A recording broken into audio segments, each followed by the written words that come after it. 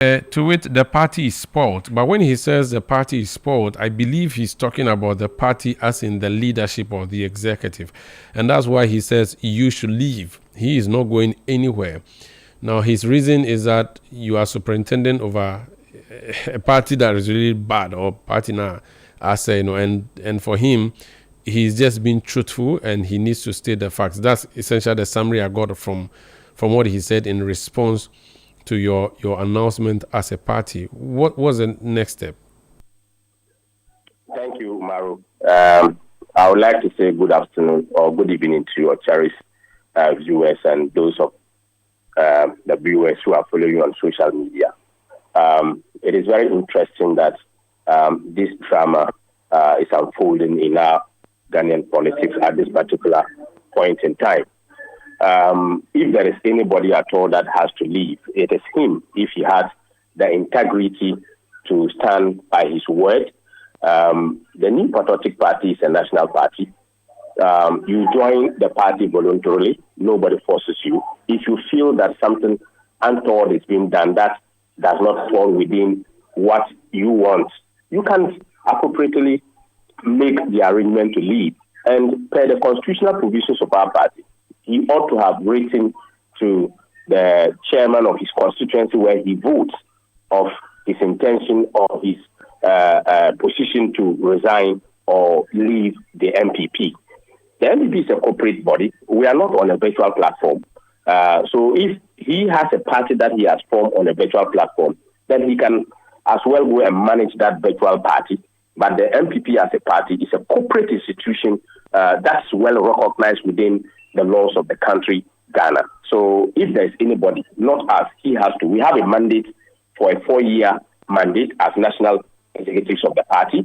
And if he's not in agreement with some of the decisions or some other matters within the party, then he can as well read the constitution of the party and take an exit or an early shower. Why would the party have this posturing where if you disagree with the party, the option is to leave the party? Can't he stay in the party and say that he does not like what the party is doing, which is what he has done, saying that what you are engaging is not right? Can't a member of the party voluntarily complain about the work or activities of the party? Why should leaving be the only option? Umaru, many people have expressed their dissenting views within the party. You can't call a party fake and continue to be a member of that fake party. Are you a fake member? Does it mean that he, Prof Kwabena Boateng, is a fake member because you want to belong to a fake party? Meaning that you are condoning with fake issues. And we know the NPP is a party of integrity. We have laws that govern the party. And when you go against the laws of the party, you will be taken on. People are in this country. If they go against the laws of the country's laws will go after them. So we have laws. He has gone against the party's laws. He has misconducted himself by describing the party as fake, and even went ahead to indicate that he doesn't consider himself as a member of the party. So we have to just grant his wish for him. I've also heard that he said if the National Executive Committee invites him, he's not going to go. We are not going to invite him. We are going to take him through the constitutional provisions and get him. And you hear him, you just sack him. How are we going to hear somebody who says that we are fake and then he doesn't consider himself? Are we going to invite him to beg him? Far from that. Has he not gotten to the status where you have to call and beg him? I mean, for what it's worth, he could have been your flag bearer and possibly the president of the republic if he had won in 2007. He was integral in your party's work.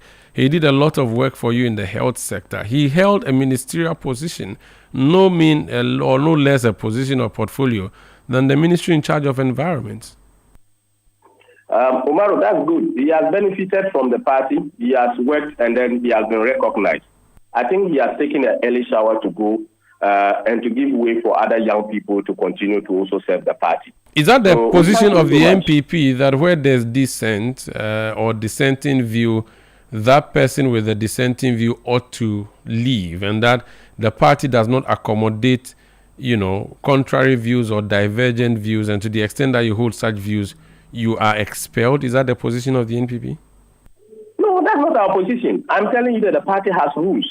And I'll, if you permit me, I'll read for you Article 391 of the party's constitution, which is on membership. Expulsion of a member. A member may be expelled from the party on grounds of misconduct in accordance with the provisions of this constitution, and upon such expulsion, such shall cease to be a member. So this is a misconduct. How do you live? Can a Citi worker or ChannelOne TV worker call your station fake? How do you want to live in a fake environment? You call it fake, and you still want. This is a misconduct.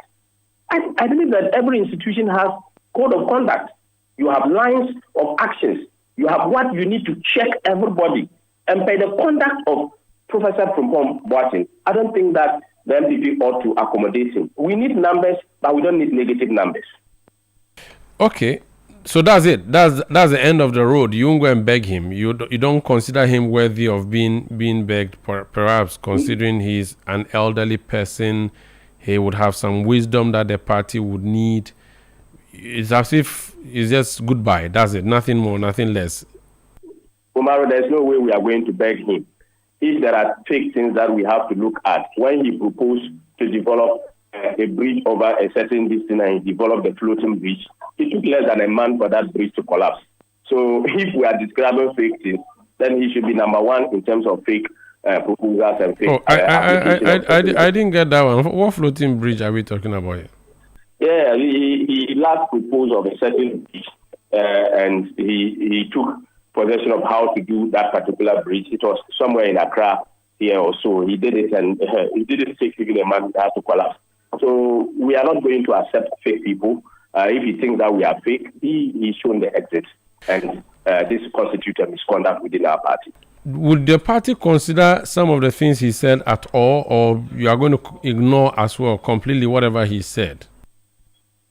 We'll listen to all the things he has said, and the party will look at it. But so if you are going to look at it, why don't you look at it first before you decide to sack him?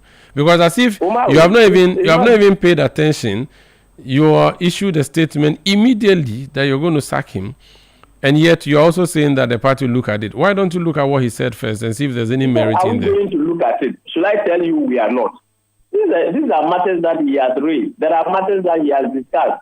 There are points that he has made. But he went ahead to rock the boat by indicating how the party is fake, by indicating how he's no longer a member of the party. This is a matter that needs immediate action.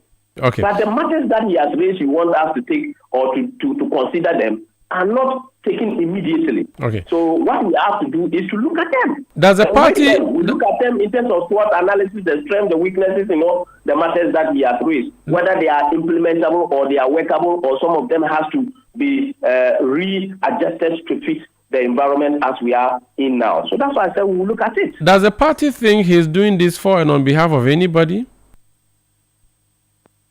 Maybe, but we cannot confirm that. Okay. Thank you for speaking to us. Thank you, Umaru. That's Haruna Mohammed. He's Deputy General Secretary of the New Patriotic Party, NPP. Dr.